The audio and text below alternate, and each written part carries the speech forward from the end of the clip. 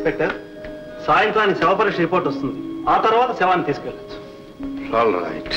My god, ఆ శవాన్ని చూస్తుంటే మాకే గుండె పగిలిపోతుంది. పాపం వాళ్ళ తల్లిదండ్రులు. డాక్టర్. ఎస్, ఎక్స్క్యూజ్ మీ.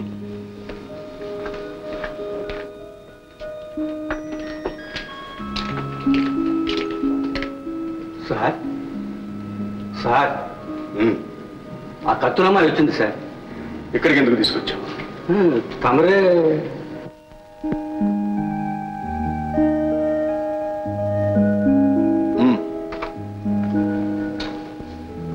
నీ పేరు?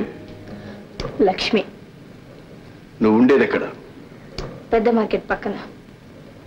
చూడు లక్ష్మి, నిన్న యాక్సిడెంట్ జరిగినప్పుడు నువ్వు అక్కడే ఉన్నావు.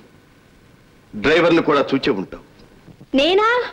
లేదయ్యా, నేనెవరిని చూడలేదు. నేను నా పని చూసుకుంటున్నాను. అంటే నీ కళ్ళ ముందే అంత పెద్ద యాక్సిడెంట్ జరిగితే నీ పని నువ్వు చూసుకుంటున్నావా? వేగంగా వస్తున్న లారీ హఠాత్తుగా నీ కళ్ళ ముందు ఆగితే తలెత్తి ఆ డ్రైవర్ని కూడా చూడలేదంటావా? అంతేనా? చూసానేమో. అయితే రేపు పోలీస్ స్టేషన్కి రా. అనుమానం మీద కొందరిని అరెస్ట్ చేశాం. అందులో లారీ డ్రైవర్ని నువ్వే గుర్తుపట్టాలి. లేదయ్యా, నేను ఎవరిని గుర్తుపట్టలేను. ఎవరిని చూడండి, ఎలా గుర్తుపడతాను మీరే చెప్పండి. నువ్వు చెప్పేది అబద్ధం. ఇందులో అబద్ధం చెప్పాల్సిందే ఉందయ్యా. అసలు నేను ఎవరిని చూడలేదు, చూసినా గుర్తులేదు. మరెవరైనా వెతుకోండి బాబు, మీకు దండం. ఏదో కత్తులు సాల పట్టుకుని బ్రతికేదాన్ని. ఈ గొడవ అంతా నాకెందుకు? అయినా నా అన్నో తమ్ముడో చుట్టమో ఎవరైనా పోతే గుర్తుపట్టినా న్యాయం ఉంది. ఎవరో చచ్చిపోతే నాకే ఏం బాబాయ్? అయ్యగారు, ఏదో గుట్టుమట్టుగా బ్రతికేదాన్ని. ఇదంతా నా మడకి చుట్టుకుంటుంది. నాకేం తెలీదు. నేను ఎవరిని గుర్తుపట్టలేను. పోతాను బాబు.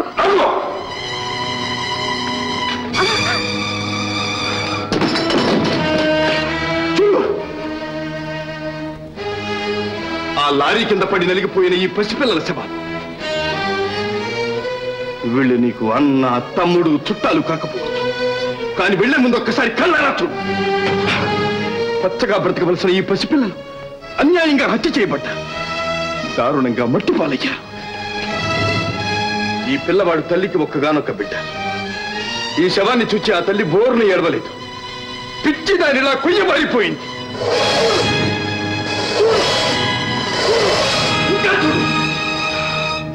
Now, get out from here. Get out! కత్తి కిసానా, మీ కత్తి కిసానా, సొర కత్తి కిసానా, ఓ రయ్యో బెడతా సానా, లమ్మి బెడతా సానా.